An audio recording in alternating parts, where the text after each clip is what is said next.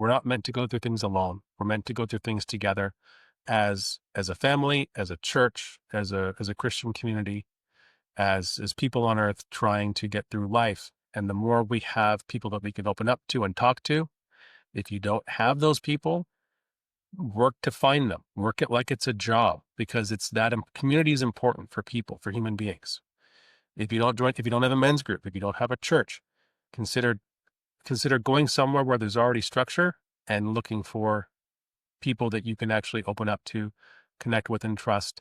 And especially if you've been out of connection with people, you're going to have to brush up just on your basic interaction skills. There's about like maybe 15-20% of guys that come to men's group and their social skills are really rough. It takes them a while to really open up because it takes a while for them to get the communication level up to the point where we can start to have them open up and speak well, be heard, tell a story effectively.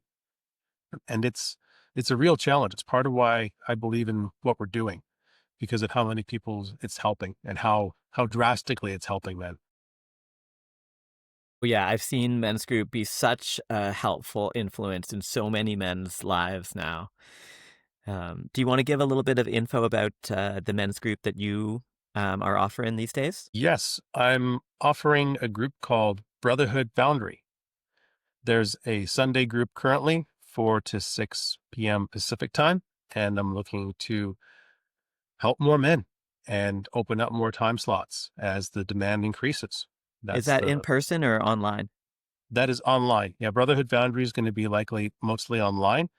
As membership increases, the the model is start groups where there's enough guys to start groups in person. Where there aren't, have guys meet online so that they can at least get some of the support. And I shouldn't even say some of the support because leading online groups for 5 years now, I'm as close to the guys in my online groups as I am to my guys in my in-person group. It's like you can do 90% of what we do in person online. And online, there's things that we can't do in person. So you get an extra 10% there. So you get still a full 100% experience. It's that if you are the kind of person who doesn't want an online men's group probably isn't a good fit. But if you're wanting connection, if you're wanting to have a place to vent, if you're wanting people to listen, if you're wanting to listen to people and actually have like a two-way street, honest, real, raw conversation, the online factor is a non-factor and as being a barrier. It's totally possible. I've seen it happen so many times.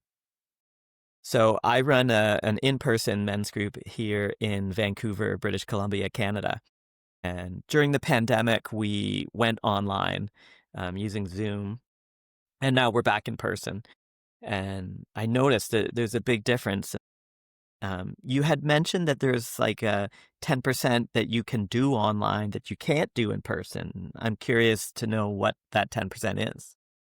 Yes. I just want to mention my in-person men's group also went online. And I think what's different there is the guys who come in knowing it's going to be an online group and they sign up for an online group, they're getting an online group. But when the guys are wanting the in-person and now it's been taken online, there's a much different energy there.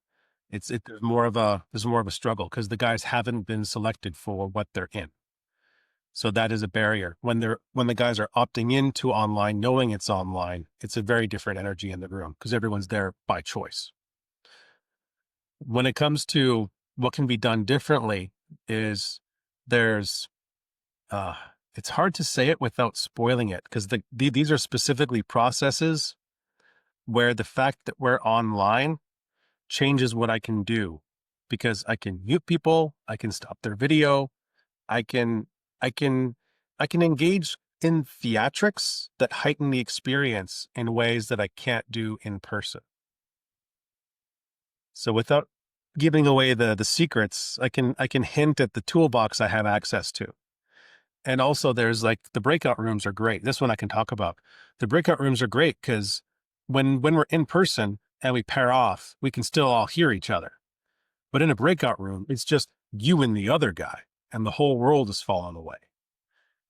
And you guys are sharing on whatever topic you've been challenged to share on, or you're doing whatever prompt or whatever kind of exercise you've been set up with. And it's just direct one-on-one time and there's no distractions. It's just you and him. So being drawn on by someone else that intimately and drawing on someone else that intimately, it's really cool. And I think it's more heightened in the breakout rooms than just in the one-on-ones in person. Although the hug afterwards that usually happens in person is pretty great. There's no way to online hug. That's like the one major detractor. Not yet. Yeah, not yet. See how technology evolves over the coming years. Dude, give me a vug. What's a vug? A virtual hug. I'm not putting the suit on. Mm. Well, I love the work that you're doing out there in the world, Brady. Um, I think there's a lot of men that could use it still. And I think one of the biggest things about the online world is that it's more accessible for the world. And, here in Vancouver, we're blessed with the Arca Brotherhood, great organization that was founded here. But there's so many communities out there in North America and the world that could really benefit from this work. And I applaud you for doing it, bringing it to the men. Thank you, Dustin. And likewise, you're part of this work too. That's how we met. Yeah.